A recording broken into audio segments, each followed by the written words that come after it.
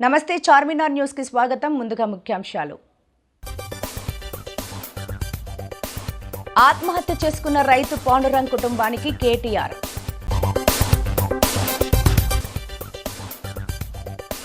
ఉండవల్లి గుహాల వద్ద యోగాసనాలు చేయడం విశేషం చంద్రబాబు. బహుజన స్టూడెంట్స్ ఫెడరేషన్ ఆఫ్ ఇండియా ఆధ్వర్యంలో శ్రీ చైతన్య స్కూల్ నిబంధనలకు విరుద్ధంగా తమ లోగోతో ప్రచురించిన నోట్ బుక్స్ ను విద్యార్థులకు అధిక రేటుతో అమ్ముతూ సొమ్ము చేసుకుంటున్నారని విద్యార్థి సంఘాలు శ్రీ చైతన్య స్కూల్ గోడౌన్ వద్ద ధర్నా నిర్వహించారు. శ్రీ చైతన్య బుక్స్ కూడా వెంటనే శ్రీ చైతన్య కార్పొరేట్ బుక్స్ కూడా వెంటనే సిగ్గు ప్రభుత్వ నిబంధనలకు విరుద్ధంగా బుక్స్ అమ్మడు. సిగ్గు ప్రభుత్వ నిబంధనలకు విరుద్ధంగా బుక్స్ అమ్మడు. శ్రీ చేయాలి చైతన్య బుక్స్ కూడా వెంటనే శ్రీ చైతన్య బుక్స్ కూడా వెంటనే శ్రీ చైతన్య బుక్స్ కూడా వెంటనే సిగ్గు నిబంధనలకు విరుద్ధంగా ప్రైవేట్ ప్లేస్ లో బుక్స్ కూడా ఏర్పాటు చేసి బుక్స్ అమ్ముడు. అమలు చేయాలి విద్యా హక్కు చట్టాన్ని వెంటనే అమలు చేయాలి విద్యా హక్కు చట్టాన్ని వెంటనే. ఆయన లేనిదే మేము లేము. మాల్కారం అంతా ఒక్కటై ఆ గ్రామానికి మా ప్రాంతానికి ఆయన చేసిన సేవలకు గాను రుణం తీర్చుకునే అవకాశం వచ్చింది.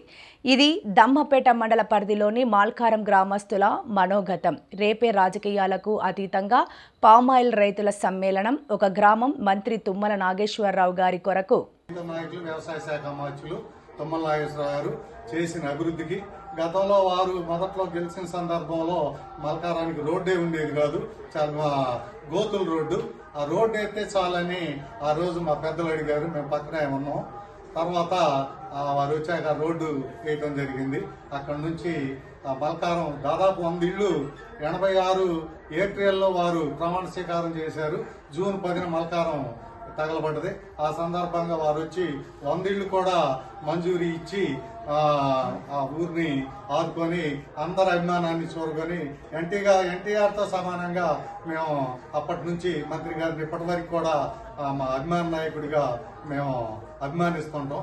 అదే కృతజ్ఞతతో మేము ముందుకెళ్తున్నాం. అట్లే రాసూరుపల్లి విలేజ్ ఉండేది కాదు, పాత ఊరే ఉండేది. అక్కడ ఒక 5-6 ఎకరాల భూమి కొని గిరిజనులకు అక్కడ కూడా ఊరు కట్టించారు. అట్లే తాళమాడ పక్కన పాతూరు ఒక 2 కిలోమీటర్ల దూరంలో ఉండేది. వాళ్ళని కూడా అడిగితే రోడ్డు మీద తీసుకొచ్చి ఇళ్లు కట్టించి వాళ్ళకు కూడా నివాసాలు ఏర్పాటు చేయటం. తర్వాత గుత్తూరులో కూడా గుత్త పురుషోత్తరావు గారి స్థలంలో ఇళ్లు కట్టించి ఇక్కడ కూడా చేయటం. ఇట్లా చెప్పుకొని పోతే అభివృద్ధి కార్యక్రమాలు చాలా ఉన్నాయి. ఈ తర్వాత వచ్చిన పామాయిల్ వల్లే ఒక మాటలో చెప్పాలంటే మేమందరం కూడా పిల్లలు చదివించుకున్నా, పెళ్లిళ్ళు చేసుకున్నా, ఇవంతా కూడా ఆ ఫ్యాక్టరీ నిర్మాణం చేసి తోటలు ఎంచడం వల్లే ఇదంతా సాధ్యపడింది. లేకపోతే చాలా రైతాంగం ఇబ్బంది పరిస్థితి ఉండేది. ఈ ప్రాంత అభివృద్ధిలో ఆయన ఈ ఉమ్మడి జిల్లా అభివృద్ధి ప్రదాతగా మాకందరికీ ఆయన చాలా అభిమాన నాయకుడు. ఆయన ఈ మండలంలో పుట్టడం మా అదృష్టంగా మేము భావిస్తుంటాం. అట్లాగే ఈ ఊరికి సబ్ స్టేషన్ ఇచ్చినా, స్కూల్స్ ఇచ్చినా, ఏ ఇచ్చినా, ఈ రోడ్లు వేసినా కూడా వారే కాబట్టి కృతజ్ఞతతో వారిని ఆహ్వానించి సత్కరిద్దామనే ఉద్దేశంతో మేము ఆయన్ని అడగటం జరిగింది. మా కోరికను మన్నించి వారు వస్తున్నందుకు ప్రత్యేక మా మల్కారం గ్రామ ఉమ్మడి పంచాయతీ తరఫున ప్రత్యేక కృతజ్ఞతలు, నమస్కారాలు వారికి తెలియజేసుకుంటున్నాం. జై హింద్, జై కాంగ్రెస్. రైతుని రాజును చేసిన ప్రభుత్వం బీఆర్ఎస్ ప్రభుత్వం. కేసీఆర్ సొంత డబ్బా కొట్టుకోవడంలో ముఖ్యమంత్రి దిట్ట. రైతులు రైతు బీమా కోసం సంవత్సరం నుండి ఎదురుచూస్తున్నారు. రైతు పండించిన పంటను కేంద్ర ప్రభుత్వం కొనకపోతే రాష్ట్ర ప్రభుత్వం కొనదా? డిప్యూటీ సీఎం అసెంబ్లీ 33 రకాల సన్నవడ్లు కొంటాం. బోనస్ మంగళం. రైతులను మోసం చేస్తున్న పార్టీ కాంగ్రెస్ పార్టీ. రైతు బాగుంటే దేశం బాగుంటుంది. రైతు భరోసా, రైతు బంధుకు మంగళం పాడిన రేవంత్ రెడ్డి ప్రభుత్వం. తెలంగాణ రాష్ట్రంలో గత 60 సంవత్సరాల పాలనను కాంగ్రెస్ ప్రభుత్వం గుర్తుకు తెస్తుంది. వెంటనే రైతులను తెలంగాణ రాష్ట్ర ప్రభుత్వం ఆదుకోవాలి. బీఆర్ఎస్ పార్టీగా రైతుల పక్షాన మా డిమాండ్. బాగుంటేనే నిజంగా వ్యవసాయం పండగలాగా ఉంటేనే ఈనాడు మార్కెట్ మొత్తం కూడా మరి దేశంలో కావచ్చు, రాష్ట్రంలో కావచ్చు, వ్యవసాయానికి అనుబంధంగా ఉన్నటువంటి మన భారతదేశంలో, మన తెలంగాణ రాష్ట్రంలో ఇవాళ నంబర్ 1 స్థితికి మనం వెళ్ళాము ఏంటంటే రైతుల్ని మరి రాజుగా చేశారు కేసీఆర్ గారు. కాబట్టి మన రాష్ట్రం అన్ని రంగాల్లో తలసరి ఆదాయంలో మన రాష్ట్రం తెలంగాణ రాష్ట్రం అగ్రగామిగా పోయింది, అక్షరాస్యతలో అగ్రగామిగా పోయాం, ఆరోగ్యంలో అగ్రగామిగా పోయాం, పంటల ఉత్పత్తిలో అగ్రగామిగా పోయాం. అన్ని రకాల మరి దేశంలో ఉన్నటువంటి సూచికలు అన్నింటిలో కూడా ఇవాళ తెలంగాణ రాష్ట్రం ఆనాడు 10 సంవత్సరాలు మరి అద్భుతంగా ముందుకు సాగింది ఏంటంటే కేసీఆర్ గారి యొక్క పరిపాలన దక్షత, కేసీఆర్ గారి యొక్క దార్శనికత, వారి యొక్క ముందు చూపుతోటి మాత్రమే అది జరిగింది. కానీ అనేక అబద్ధాలు చెప్పి అధికారంలోకి వచ్చి మరి ఇట్లా రైతుల్ని తడిగుడ్డతో గొంతుకొచ్చినటువంటి ఈ కాంగ్రెస్ ప్రభుత్వాన్ని మరి ఏ రకంగా అర్థం చేసుకోవాలి, ప్రజలు ఆలోచించాలి, రైతులు ఆలోచించాలి అని చెప్పేసి నేను ఈ సందర్భంగా విజ్ఞప్తి చేస్తూ వెంటనే మీరు క్యాబినెట్లో తీసుకున్నటువంటి నిర్ణయాన్ని వెనక్కి తీసుకోవాలి. ప్రతి గింజను కొనుగోలు చేయాల్సినటువంటి బాధ్యత ఈ ప్రభుత్వం మీద ఉన్నది. ఒకవేళ కేంద్ర ప్రభుత్వం 50% కొంటే మిగిలినటువంటి 50% మీరు భరించండి. రాష్ట్ర ప్రభుత్వాలు ఉన్నది నువ్వే చెప్పావు కదా, నువ్వేం చేస్తావని. మరి ఇప్పుడు నువ్వేం చేస్తావు? అందుకని నువ్వు కొని అవసరమైతే నష్టం వస్తే అది ప్రజా సంక్షేమంగా భావించి మీరు భరించాల్సినటువంటి అవసరం ఉన్నది. రెండవ అంశం యూరియాకి సంబంధించి మరి రైతులను అడిగితే తెలుస్తుంది. నిజంగా యాప్ ద్వారా యూరియా అనేటువంటిది అసలు ఒక సిగ్గుమాలినటువంటి చర్య, ఒక చేతగానటువంటి చర్య. ఎందుకు అంటే గతంలో రైతులు కొట్టుకాడికి వచ్చేటువంటి అవకాశం లేక పొలంలో ఉండి ఫోన్ చేసి మా ఆటో పిల్లగాడు వస్తున్నాడు, మీరు యూరియా కట్టలేసి పంపండి అంటే పంపించినటువంటి సందర్భాలు ఉన్నాయి గత 9 సంవత్సరాల కాలంలో. కానీ ఇప్పుడు యూరియా కోసం కుటుంబంలో 4 ఉంటే 4 ఫోన్లు దగ్గర పెట్టుకొని యాప్లు ఓపెన్ చేసి యూరియా కట్టల కోసం మరి యాప్లు వాళ్ళు కొడితే ఒక్కడికి 2 కట్టలు దొరికితే 4 ఎకరాలు ఉన్నోళ్ళు ఏం చేయాలి? ఎంత పడుతుంది ఎకరానికి యూరియా? ఏ పంటకి ఎంత వేస్తారు? మినిమం 2 నుంచి 4 కట్టలు వాడతారు ఏ పంటకైనా కానీ మరి ఎకరానికి 2 కట్టలే ఇస్తాము, మిగిలినటువంటిది మీరు బయట కొనుక్కోండి అంటే మరి దళాల చేతుల్లోకి మళ్ళీ ఈ వ్యవస్థను తీసుకుపోయేటువంటి ప్రమాదం ఉన్నది. మనం చూసాం మొదట్లో, మీరు కూడా చూసారు, ఆనాడు కాంగ్రెస్ ప్రభుత్వంలోనే గెస్ట్ హౌస్ కాడ మందు కట్టల కోసం పెద్ద ఎత్తున రైతులు మోహరించి తోపులాట జరిగితే ఆ గోడ కూలిపోయి సిఐకి హార్ట్ అటాక్ వచ్చి జరిగినటువంటి రోజులు మళ్ళీ ఇప్పుడు కాంగ్రెస్ ప్రభుత్వం గుర్తు చేస్తుంది అని చెప్పేసి గుర్తు తీసుకురావాలనేటువంటి ఇది చేస్తూ ఉంది. ఇంధనమ రాజ్యం అవుతుంది అంటే జనమందులు ఏందో అనుకున్నారు. ఇంధనమ రాజ్యం అంటే ఎరువులు కొరత, ఇంధనమ రాజ్యం అంటే ధాన్యం కొనుగోలు చేయకపోవడం, ఇంధనమ రాజ్యం అంటే రైతు భరోసా లేకుండా చేయటం, ఇంధనమ రాజ్యం అంటే 24 గంటలు కరెంట్ లేకుండా పోవడం, ఇంధనమ రాజ్యం అంటే మళ్ళీ తెలంగాణ రాష్ట్రం దరిద్రంలోకి నెట్టడం అనేటువంటి తప్ప మరొకటి కాదు. అందుకని మేము ఇప్పటికైనా డిమాండ్ చేస్తూ ఉన్నాం, బీఆర్ఎస్ పార్టీ పక్షాన వెంటనే మొన్న జరిగినటువంటి క్యాబినెట్లో తీసుకున్నటువంటి నిర్ణయాన్ని రద్దు చేయాలి. ఈ గతంలో ఎట్లనైతే కేసీఆర్ గారి పాలనలో రైతుల పట్ల వైఖరి విధానాలు ఉన్నాయో ఆ విధానాలని తిరిగి పునరుద్ధరణ చేయాలి అని చెప్పేసి బీఆర్ఎస్ పార్టీ మీ ద్వారా డిమాండ్ చేస్తూ ఉంది. మిత్రులారా, జై తెలంగాణ, జై కేసీఆర్. ఉండవల్లి గుహల వద్ద యోగాసనాలు చేయడం విశేషమని సీఎం చంద్రబాబు అన్నారు. అంతర్జాతీయ యోగా దినోత్సవాన్ని పురస్కరించుకుని రాజధాని అమరావతిలోని ఉండవల్లి గుహల వద్ద యోగాంధ్ర కార్యక్రమాన్ని శనివారం నిర్వహించారు. ఉరుకుల పరుగుల జీవితంలో ఒత్తిడిని అధిగమించేందుకు వ్యసనం లేని సాంకేతిక విధానం అవసరమని సీఎం చంద్రబాబు స్పష్టం చేశారు. దేవతల రాజధాని అమరావతి స్ఫూర్తితో ప్రజా రాజధానిని నిర్మిస్తున్నామని, రాజధానిని భూములిచ్చిన రైతులకు ధన్యవాదాలు తెలిపారు. As on today, 20 lakh acres, 20 lakh farmers are cultivating. I want to take it 50 lakh farmers, 50 lakh acres, another 4-5 years. One day, without fertilizer, without pesticide, I wanted to produce food for the global community, for Indian community. That is future.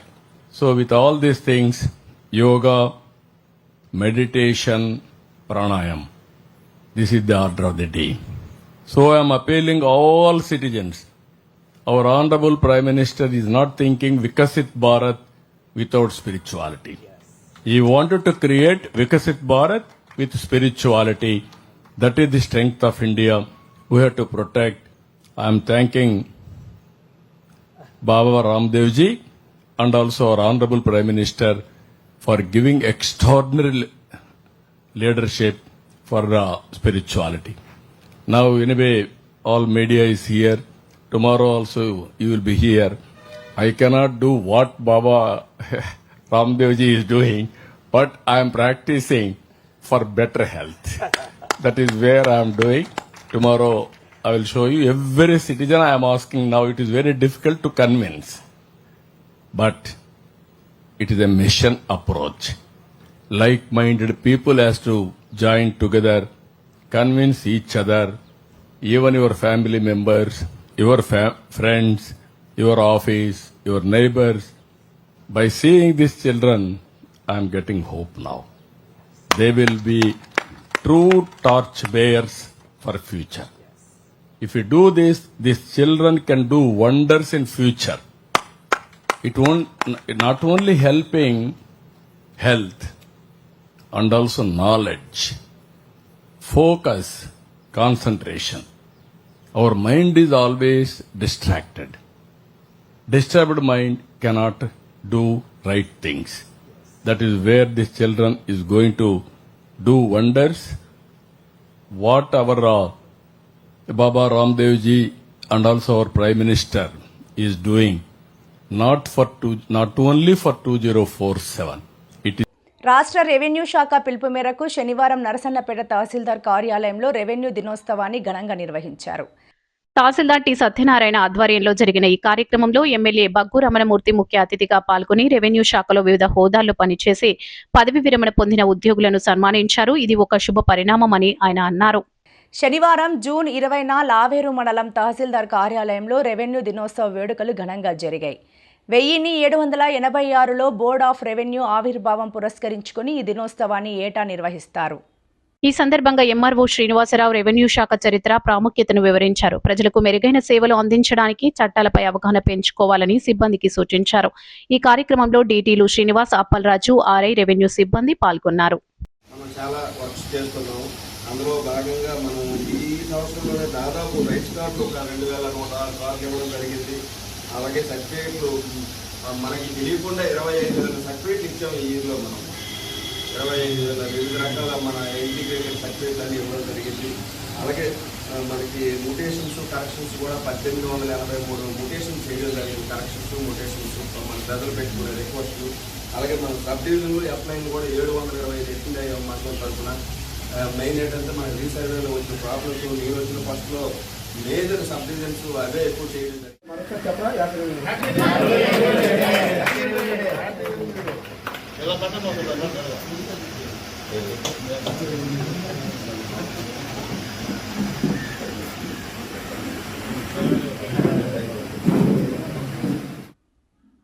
పంట కొనుగోలు చేయలేదని మనస్తాపానికి గురై ఆదిలాబాద్ రైతు నూగూరే పాండురంగ్ ఆత్మహత్య చేసుకున్న విషయం తెలిసిందే.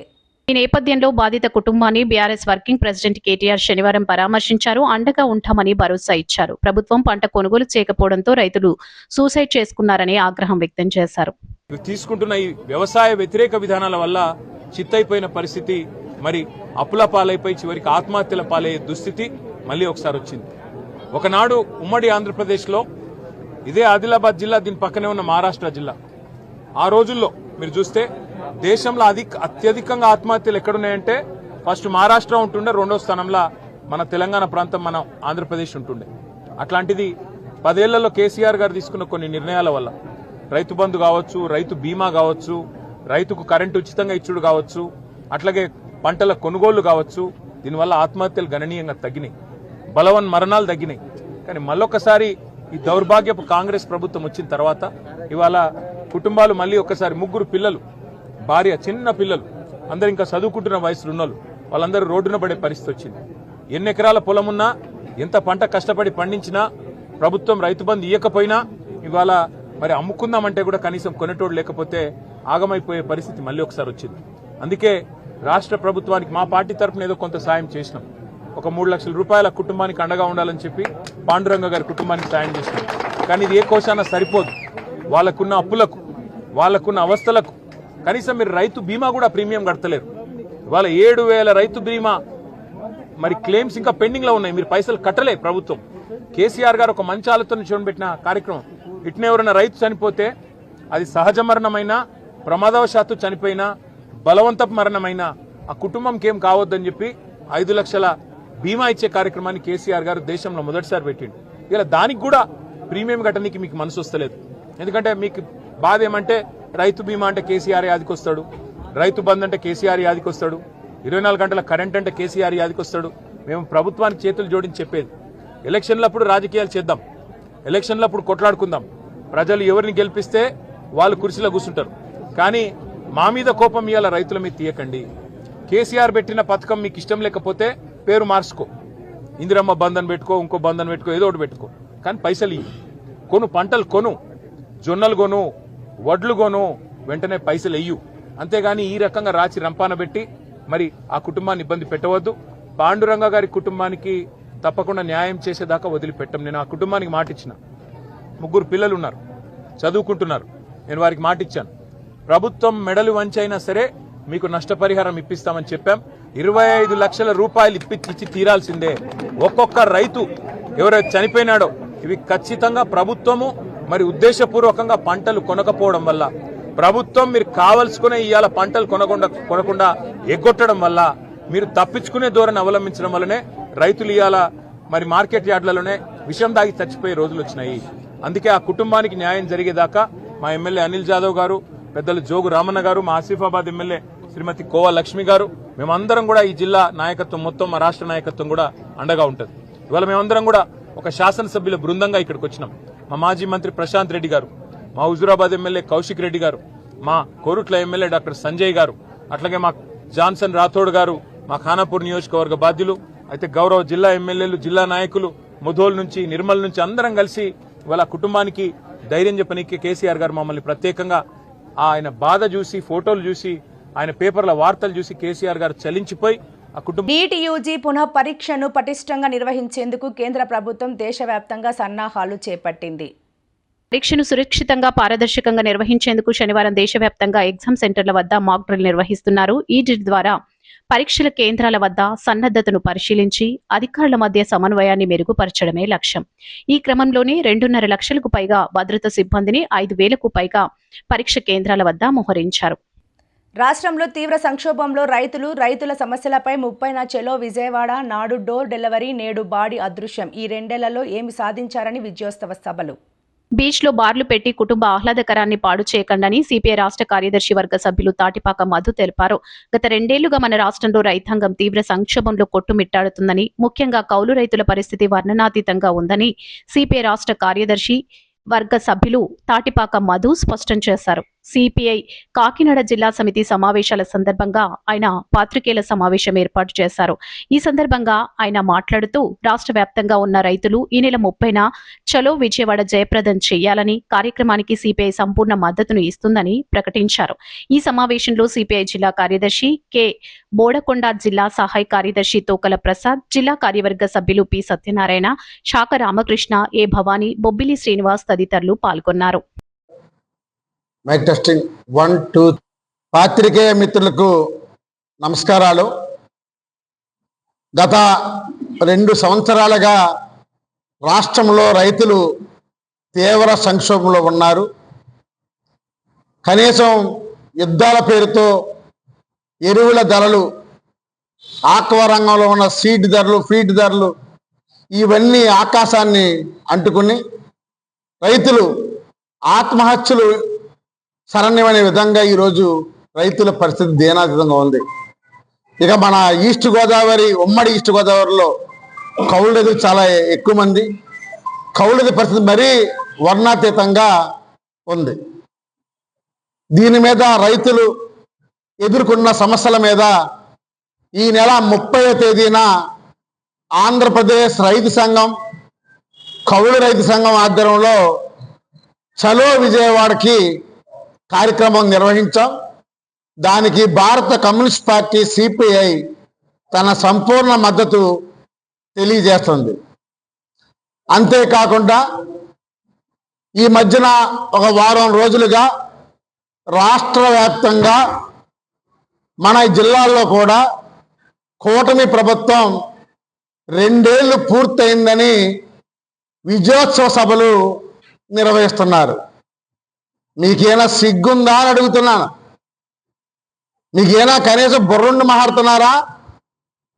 ఈ 2 ఏళ్ళలో విజయోత్సవ అంటున్నారు. ఒక్కటి చెప్పండి.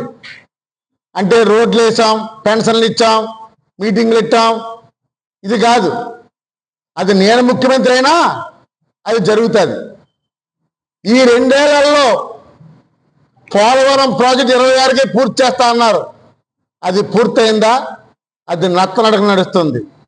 కడప స్టీల్ ఫ్యాక్టరీ నిర్మాణం చేస్తామన్నారు, దాన్ని చేశారా? విభజన హామీలు అమలుకు పూనుకుంటామని చెప్పారు, అది చేశారా? సరే, జిల్లాలో ఒక్క ప్రభుత్వ రంగ పరిశ్రమ, ఒక ప్రైవేటు పరిశ్రమ మీరు నిర్మించారా? ఏదైనా అంటే గూగుల్ డేటా ఎన్ని గత ప్రభుత్వంలోనే అయినాయి. 2 లక్షల కోట్ల పెట్టుబడులు, ఎన్ని సొల్లు కబుర్లు గత 14 ముందున్నాం, అంతకుముందు చూసాం. నిర్దిష్టంగా ఈ పని చేశామని చెప్పండి. రైతుల సమస్యలు తీర్చలేదు, ఒక సాగుని ప్రాజెక్టు కట్టలేదు, నిరుద్యోగ భృతి ఇవ్వలేదు. కనీసం మీ సూపర్ 6 హామీల భాగంగా పట్టణ ప్రాంతాల్లో ఉన్న పేదలకు 2 సెంట్లు, గ్రామీణ ప్రాంతాల్లో ఉన్న 3 సెంట్లు ఇస్తున్నారు. అదేమైనా ఇచ్చారా? నారా లోకేష్ గారు పాదయాత్రలో అవుట్ సోర్సింగ్ కార్మికులందరినీ కూడా రెగ్యులర్ చేస్తామని, మేము వస్తే జీతాలు పెంచుతామన్నారు. అదేమైనా చేశారా? ఏం చేశారు?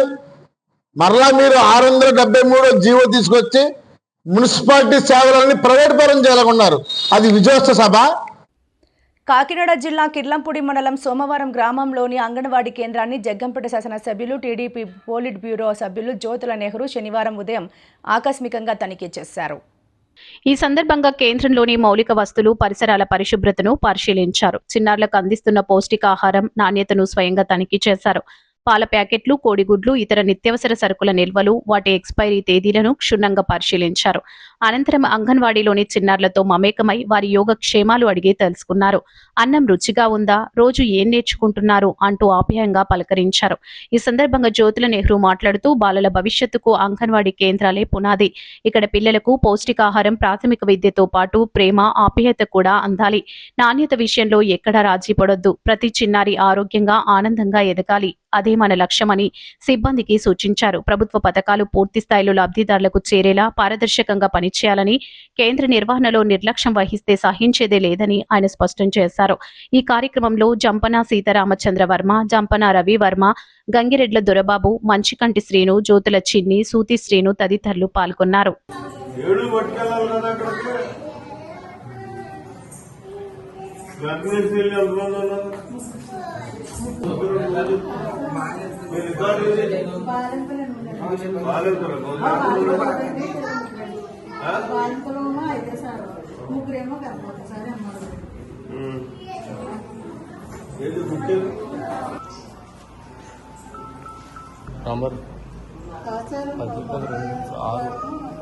రెండో తారీఖుని ఇచ్చేసామండి.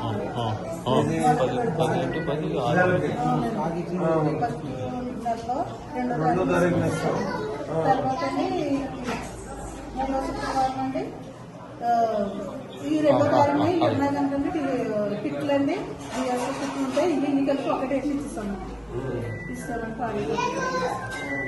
ఇప్పుడు మళ్ళీ ఇంకా చాలా వస్తాయండి 2వ గంట.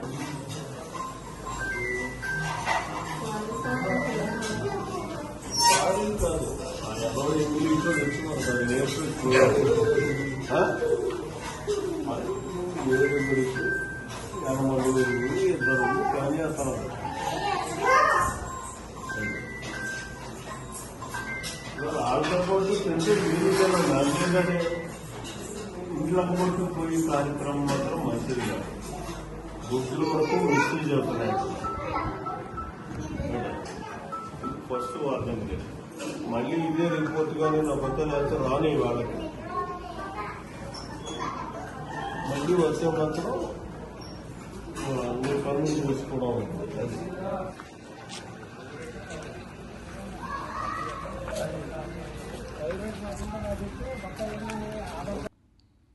డిఎస్సి ఉద్యోగులపై మాజీ ముఖ్యమంత్రి జగన్మోహన్ రెడ్డికి బాధితులు వచ్చి మొరపెట్టుకుంటూనే విషయం బయటకు వచ్చిందని వైకాపా రాష్ట్ర మహిళా ఉపాధ్యక్షురాలు జమ్మలమడక నాగమణి అన్నారు.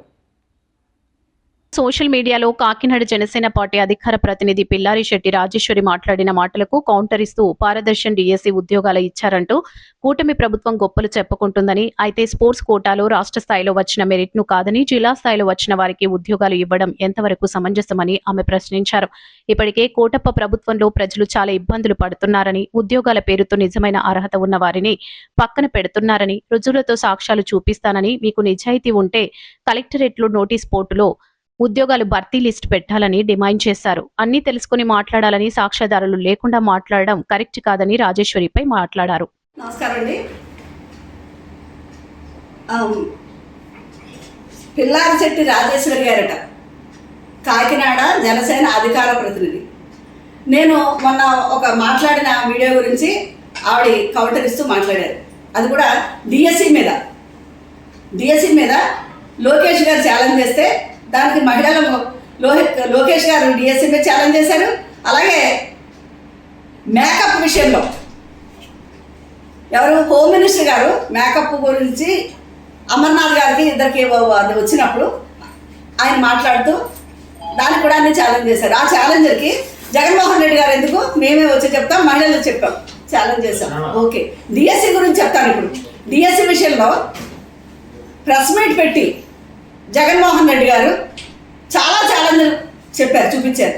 డిఎస్సిలో ఎవరైతే పాల్గొన్నారో, ఎవరైతే అక్కడ పాస్ అయ్యి ఉద్యోగాలు రాక ఎలిజిబుల్ అయిన వాళ్ళకి, అండర్లైన్ చేసుకోండి మా రాజేశ్వరి గారు, ఎలిజిబుల్ అయిన వాళ్ళకి కూడా ఉద్యోగాలు రాకుండా ఎలా తిప్పలు పడ్డారు అని రుజువులు అన్నీ తీసుకొచ్చి జగన్మోహన్ రెడ్డి గారి దగ్గర కూర్చుని మాట్లాడారు.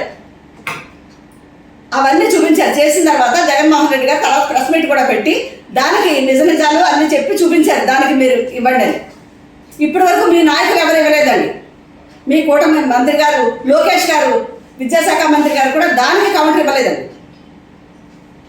ఇవ్వకుండా నేను ఉన్నాను వచ్చి ఛాలెంజ్ చేయండి 200 మీటర్లో ఉన్నారు, దానికి ఛాలెంజ్కి మేము వెళ్ళాం. ఎందుకంటే రుజువులు చూపించమంటే. క్రీడా విషయంలో అంటారా, క్రీడా విషయంలో అథెంటివ్ ఏంటంటే గ్రీక్ స్పోర్ట్స్ దగ్గర నుంచి యాజ్ ఏ స్పోర్ట్స్ ఉమెన్గా నేను చెప్తున్నా, నేను స్టేట్ ప్లేయర్ అండి, ఖోఖో కబడ్డీ కూడా నేను స్టేట్ ప్లేయర్ను. అందుకే నేను చెప్తున్నా, అథెంటివ్గా ఎవరిస్తారు దాని ఆ సర్టిఫికెట్ వాల్యూగా అప్పుడు ఉద్యోగాలు ఇవ్వాలి. మీరు ఇచ్చిన ఆ ఉద్యోగాల్లో క్రికెట్ అలాగే క్రికెట్ స్పోర్ట్స్ కానీ, జిల్లా కానీ, స్టేట్ కానీ, నేషనల్ కానీ ఈ పరిగణలోకి తీసుకున్నారా? స్టేట్లో ఫస్ట్ వచ్చిన అతనికి కాకుండా జిల్లా వచ్చిన వాళ్ళకి మీరు ఉద్యోగం ఎందుకు ఇచ్చారు, అతను ఎందుకు పక్కన పెట్టారు? ఆ రుజువులన్నీ ఉన్నాయి కదా, దాన్ని బట్టే మేము మాట్లాడాం. ఇంకా మీరు రాజేశ్వరి గారు మీరు ఇంకోటి అడిగారు, మేమన్నీ వెబ్సైట్లో పెట్టామని. వెబ్సైట్లో అది ఏం పెట్టారండి?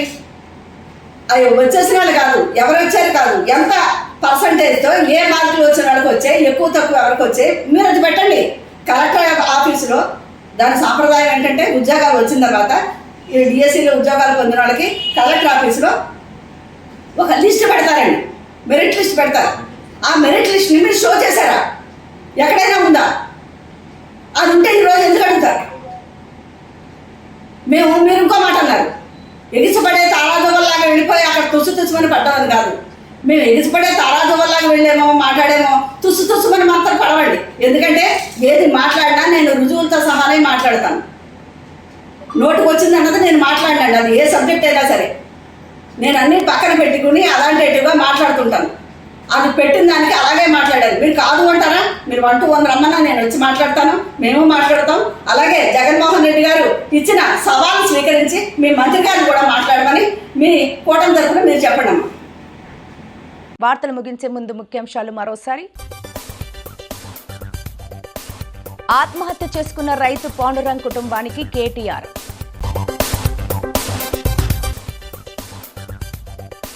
ఉండవల్లి గుహాల వద్ద యోగాసనాలు చేయడం విశేషం చంద్రబాబు. ఈ వార్తలు ఇంతటితో సమాప్తం. నమస్కారం.